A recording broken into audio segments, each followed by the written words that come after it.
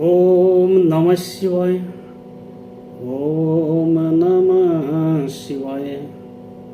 हर हर महादेव।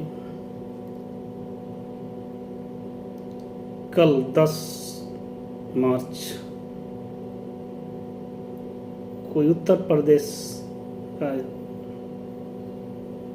विधानसभा का चुनाव का नतीजा है। ये नतीजे बहुत सारे प्रश्न खड़ा करता है।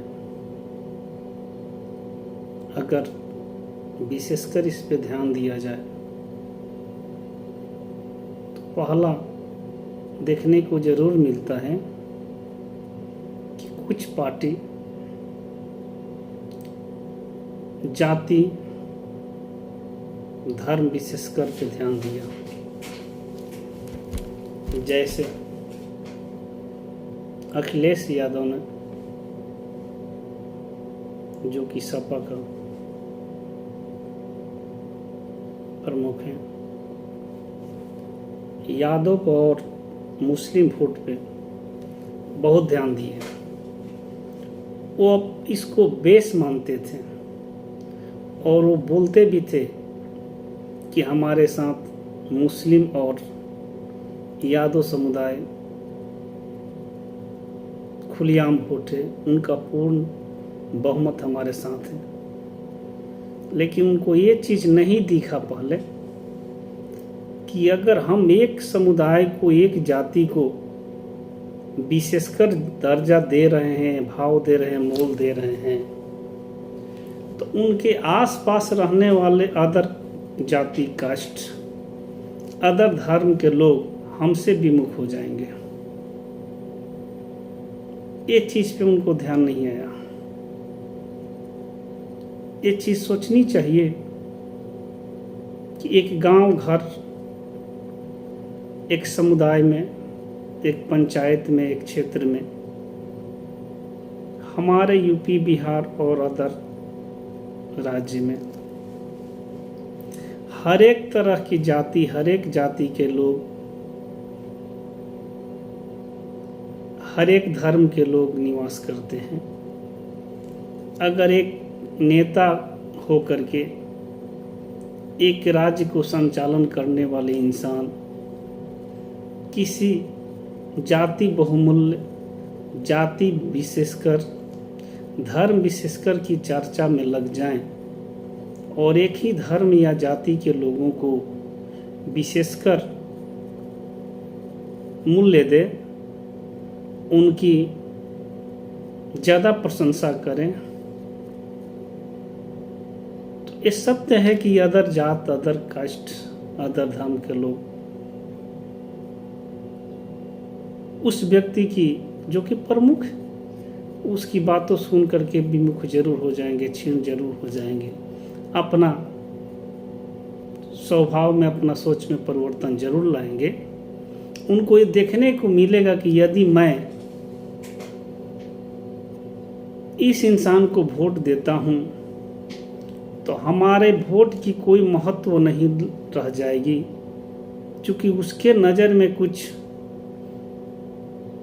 जाति विशेषकर का ही वोट का मान्य है और हम उसके माइंड से हट कर के दूसरे जाति से हैं। तो अगर हम वोट दे रहे हैं तो वो ये चीज़ फील नहीं करेगा कि हमको अदर जात या अदर धर्म वाले ही भी वोट दिए हैं।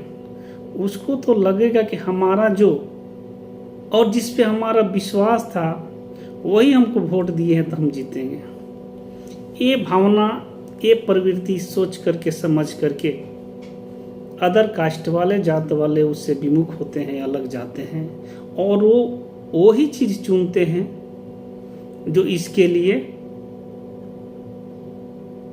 बर्बादी की, उसके लिए गिराने की सीढ़ी होती है। तो वो विशेषकर जाति इसके कहीं ना कहीं एंटी में, अपोजिट पार्टी में जाकर के मिलते हैं, टच होते हैं और अपना वोट की महत्व दिखाना चालू करते हैं कि ठीक है, जब तुम एक ही जाति विशेषकर के ऊपर अपना अस्तित्व जमाना चाहता है, दिखाना चाहता है, तो तुम उसी जाति को वोट लो, हम तुम्हें क्यों दें। यही चीज़ देखने की मिली। और कुछ समुदाय के लोगों ने जहाँ पे मुस्लिम वोट पूरा एक तरफा होता है, तहाँ पे अदर कास्ट, बैकवर्ड क्लास हो, फॉरवर्ड क्लास हो, जो भी निम्न उच्च कोटि की है, वो चीज़ हिंदू बोल करके डायरेक्ट जा कर के भाजपा में अदर में टच हो गए, मिल गए कि नहीं। यहाँ पे लोग दिखावा करते हैं कि हम इसको दे रहे हैं, तो हम इसको वोट क्यों दें? देते हैं तो हमारा अस्तित्व रहेगा ही क्या, और ये आदमी हमारे ऊपर हावी हो जाएगा।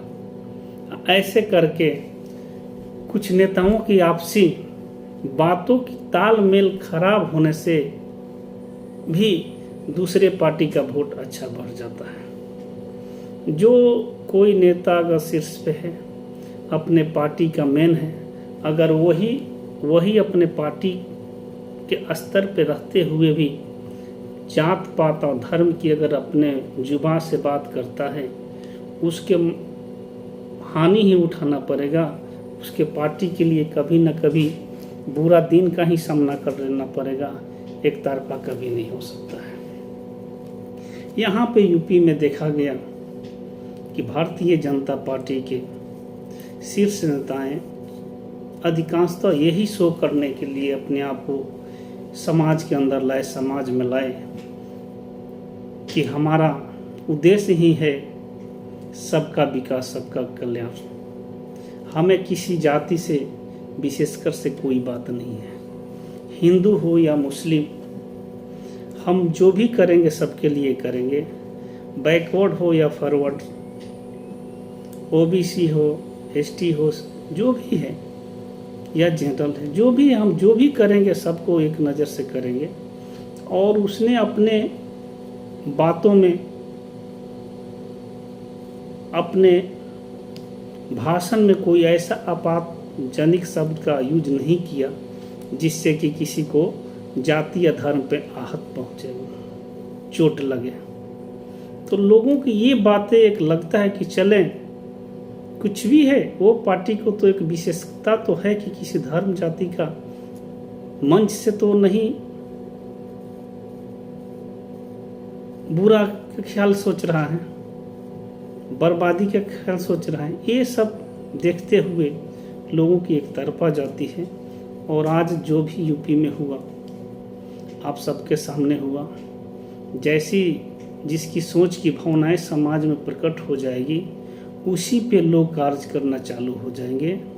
एक बहुत खुशी की बात है, ये सब इलेक्शन ये चीज़ दिखाता है, दर्शाता है कि अब हमारे समाज में, अब हमारे आसपास, हमारे गांव से लेकर के शहरों तक लोग जागृत हो गए हैं। लोग अपने आप को एक्टिव कर लिए और जात पात धर्म से उठ करके अपना अच्छाई की मार्ग अपनाते हैं।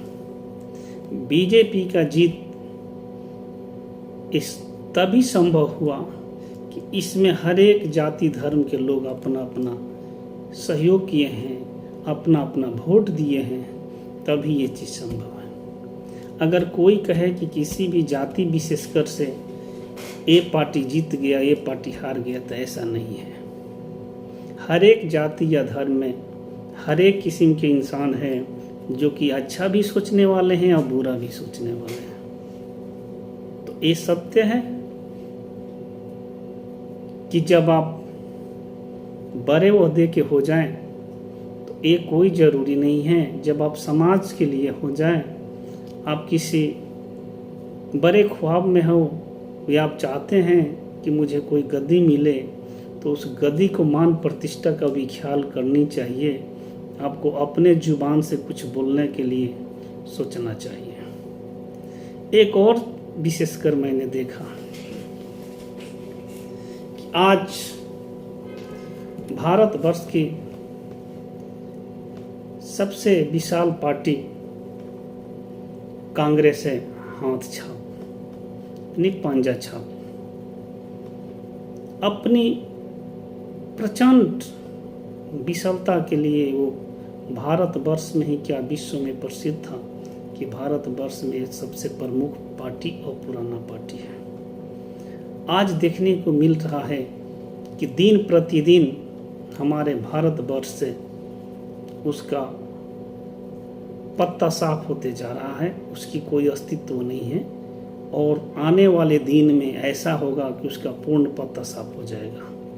जैसे आपने देखा कि यूपी के चुनाव में क्या उसका बुरा दशा हुआ।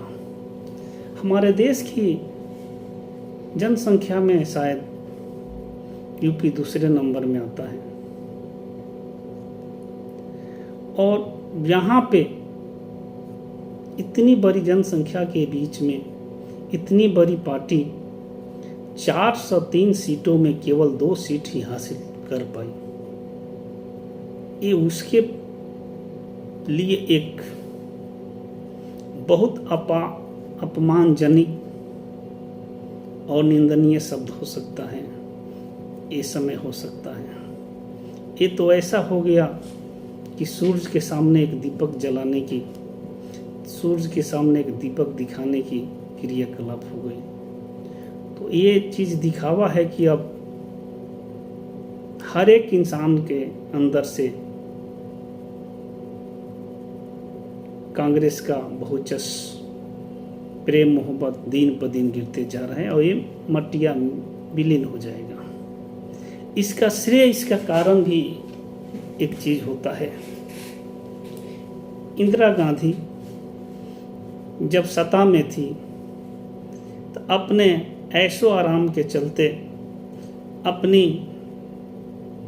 ख्वाब को बढ़ाने के लिए, अपनी ऐशो आराम की बढ़ाने के लिए ये लोग कुछ ऐसे ऐसे घटिया काम कर गए कि अपने शरीर की जोश को ही नहीं रोक पाए और वो उसको कहीं ना कहीं विलीन कर दिए, किसी में समा गए और किसी और को अपने में समवा लिए, जिसको हमारे समाज स्वीकार नहीं करता। भले वो प्रधानमंत्री थी या प्रधानमंत्री होने के नाते अपना मन की शांति के लिए, अपना यासी के चलते किसी दूसरे मजहब में शादी की, दूसरे धर्म में शादी की। उसने अपना शौक तो पूरा किया और उससे तो कुछ पैदा की, लेकिन पैदा करने के साथ ही उन पैदावारों के साथ में गलत व्यवहार करा दिया, जिसकी अदर जाति, अदर कास्ट, अदर धर्म कभी भी एक्सेप्ट नहीं करेंगे। ये चीज एक देखने वाली हो गई। हमने देखा, एक कहानी मुझे याद आ रही है कि एक कहानी, एक समय एक गधे को, यानी एक गधे के शौक लग गया कि मैं भी प्रेम में प्रेममयी हो जाऊं, और उसने प्रेम के चक्कर में इधर उधर घूमने लगी, तलाशने लगी कि मैं किससे प्रेम करूं, किससे प्रेम करूं, खोजते खोजते। लेकिन वो अपने मजहब में, अपने जाति में प्रेम करना नहीं चाहती थी। वो गदही ने भूल करके, आप तो जानते हैं कि प्रेम पागल होता है, अंधा होता है और इसके साथ मूर्ख भी हो जाता है। प्रेम में मोहित इंसान पागल भी होता है, अंधा भी होता है और मूर्ख भी होता है। उसकी सूझबूझ सब कुछ खो जाता है। वो गदही क्या की कि घूमते घूमते कहीं जा रही थी, तब तक उसको अपना जाति का नहीं मिला, उसको गधा नहीं मिला प्रेम करने के लिए। एक घोड़ा मिल गया, एक घोड़ा से प्रेम कर बैठी। घोड़ा भी नहीं समझ पाया कि मैं किससे प्रेम करता हूं। वो भी गदही के चक्कर में आकर के उसकी बातों में पड़ करके प्रेम कर बैठा। दोनों को मिलने के बाद जब उसका नतीजा सामने आया, जब गदही प्रेग्नेंट हो जाती है, एक समय आता है जब बच्चे देती है, तो देखती है कि अरे वो तो नहीं गदही के रूप में है, नहीं गधा के रूप में है, नहीं घोड़ा के रूप में है। परेशान हो गई, घोड़ा भी परेशान हो गया। घोड़ा बोलता है कि मैं एक्सेप्ट नहीं करेंगे, मेरे जात वाले एक्सेप्ट नहीं करेंगे इसको। और गदही बोलती है कि अब मेरे जात वाला भी इसको एक्सेप्ट नहीं करेंगे, इसका तो नस्ल ही चेंज है। इसी नस्ल के चक्कर में नहीं घोड़ा उसको एक्सेप्ट किया और नहीं गदही उसको एक्सेप्ट किया। तो दोनों ने बोला कि क्या किया जाए। तब दोनों मिल करके उसका नाम खच्चर रख दिया।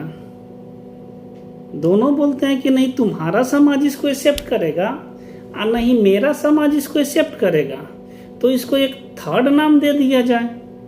तो दोनों मिल करके उसके नाम खच्चर के रूप में दे दिए, जो कि आज भी आप लोग देख रहे हैं कि उसको नहीं गधा एक्सेप्ट करता है नहीं घोड़ा। तो जब एक जानवर हो करके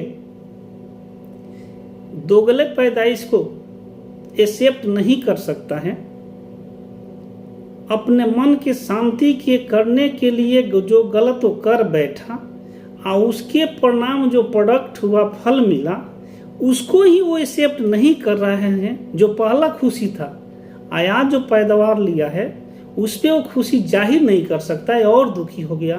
तो भला ये हमारे मनुष्य समाज ऐसे ऐसे लोगों को कैसे एक्सेप्ट कर सकता है, कैसे स्वीकार कर सकता है।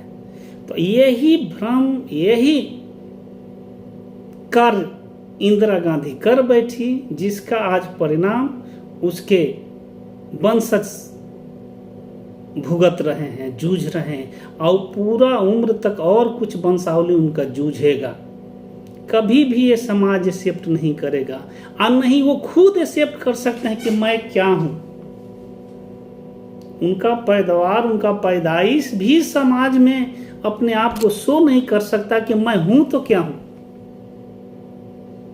मंदिर जाऊं कि मस्जिद जाऊं, चर्च जाऊं कि किधर जाऊं, वो खुद अंधकार में बिना रास्ते को, बिना विश्वास के जिंदगी जी रहे हैं। चल तो रहे हैं, जी तो रहे हैं, लेकिन उनका अपना विश्वास नहीं है, उनका अपना फेथ नहीं है। जिसके पास अपना बिलीव नहीं है, वो फेथ नहीं हो, वो कभी अपना लाइफ में सक्सेस हो ही नहीं सकता। उसका नींव कभी मजबूत हो ही नहीं सकती। चाहे हिंदू हो या मुस्लिम या सिख हो, सही किसी धर्म से कोई मतलब नहीं है। लेकिन अगर वो गरीब हो या धनी, अपने धर्म को मान प्रतिष्ठा देता है, अपने धर्म में रहता है, तो वही उसका तो बेस है। वो कहीं भी निडर होकर के, खड़ा होकर के बोल सकता है और उसको बोलने की भी जरूरी नहीं है। लोग समझ सकते हैं वो कि वो इंसान ये धर्म की है, वो इंसान ये जाति की है। कहीं बोलने की नौबत है तो वो इंसान शान से बोल सकता है कि मैं ब्राह्मण हूँ, मैं क्षत्रिय हूँ, मैं अहिर हूँ, मैं जो भी हूँ, मैं मुस्लिम हूँ, हिंदू हूँ, बोल सकता है। कोई उसमें आपत्ति नहीं है। सामने वाला भी हैप्पीनेस फील करेगा। यही चीज मैं देखना चाहता हूँ और देखते आ रहा हूँ कि इंदिरा गांधी की एक छोटी सी गलती उसकी पूरा वंशावली खराब करके रख दी। और देखें कैसी विडंबनाएं हैं ये। अपने मौज मस्ती के चक्कर में आकर के अपनी कुर्सी पर बैठे हैं तो उसका गलत फायदा उठा करके तुम अपने गलती की सजा समाज में भी ठोकना चालू कर दी कि नहीं मैंने किसी के साथ शादी ब्याह कर ली, अब तुम लोग भी करो, किसी के साथ कोई निकल जाओ, किसी के साथ कोई भाग जाओ, ये सरकार मान्यता देता। अरे मूर्ख, तुम अपनी पाप की सजा दूसरे पर क्यों डाल रहे हो? तुम खुद अपने गंदा माहौल किया, पापी बन गए, किसी को पाप में डाल दिए, खुद पापनी होकर के। तुम अपने पाप के कटित करने के लिए वो नियम लागू करें कि अंतर्राष्ट्रीय शादी कोई करे, अंतर्जातीय कोई करे। इसी को देखता जाता है कि बहुत लोग, आप समाज में देखिए, एक पैदाइशी मूर्ख होता है वो समझ में आता है, लेकिन जो पढ़ लिख करके और पद पाने के बाद अगर मूर्ख बन जाए उसको कोई नहीं समझ सकता है। उसको परिस्थिति एक समझ सकता है, परिस्थिति ही समझा सकता है, जिसकी सामना आज उसको वंशावली कर रहा है।